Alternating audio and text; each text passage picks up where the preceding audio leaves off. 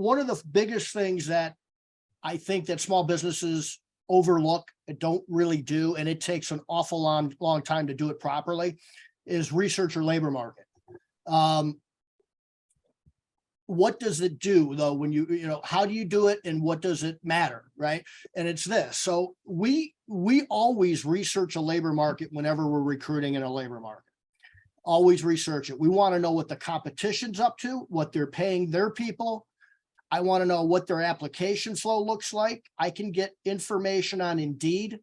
On I think it's called Highlights. You might have to subscribe to it, but they have the ability to rank by job title and by geographic area, your labor market, what company is getting the most clicks, which equals the most application flow, basically. And so to be able to identify that's critically important. Who is your main competitors? What are they paying? The other thing is it helps us to figure out the correct job titles and keywords that we want to dash into the different job descriptions.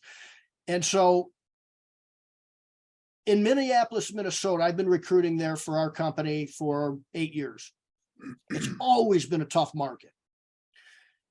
When I do the research there, it tells me that we should use pressure washer or window cleaner as the job title. That's what I find in research. That's what people are typing in, people meaning job seekers. That's what they're typing in Indeed and some other places when they're searching for a job, for that job title. And Cincinnati, when we did a labor research report there, that wasn't the case for that geographic area, for that labor market. It was general labor job title, worked much better there. Same company, same pay, same job position, same everything, but the labor market's different. We get some business in Dallas, the residential home cleaning space. They love the word maids in Texas. Maids this, maids on a mission, maids everything, right? If I use the word maids in a job title or a job description for a residential home cleaning company in almost every part of the country and use the word maids as my keywords and job title, I'd lose about 75% of my application flow. So it matters. I don't gloss over that. The other thing that you can do and figure out is how difficult is and how competitive is your labor market for recruiting. So how many of your competition is in their recruiting?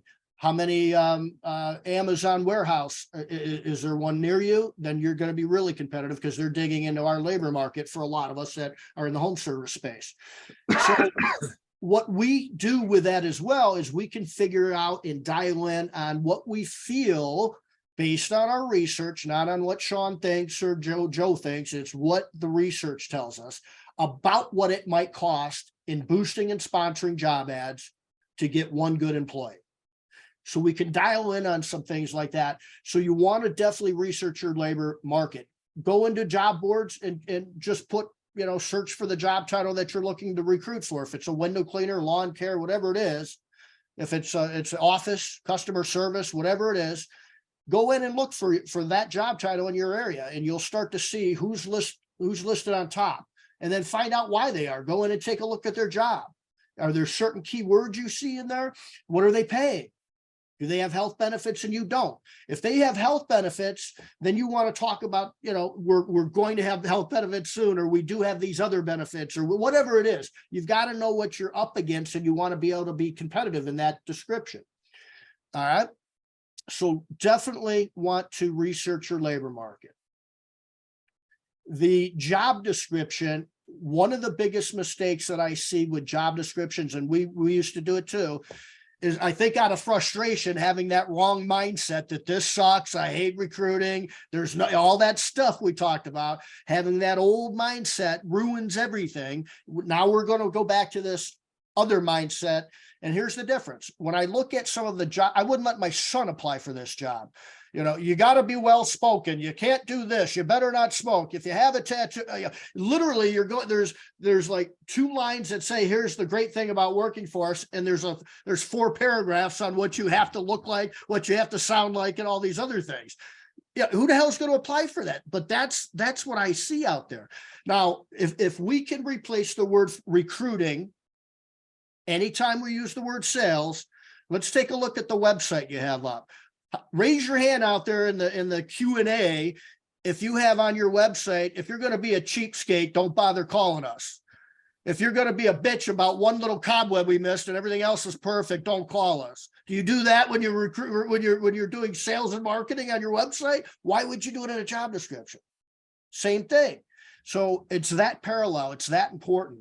And it just kind of goes back to that mindset of I think, looking through the lens of the job candidate. When we research and when we put together job titles and job descriptions, my team and I do everything we can to look through the lens of the job seeker and the candidate, not us. They don't care if you're in business for 30 years. I got news for you. They don't. They don't care if you're, if you have a nice shiny desk and a bunch of new vehicles and stuff. Having nice equipment might make a difference, but they want to know what's in it for them, which is normally money. How much do I have to work? Are there enough hours? Is there a career ladder? Is there a future? Those are the things they're looking after. Put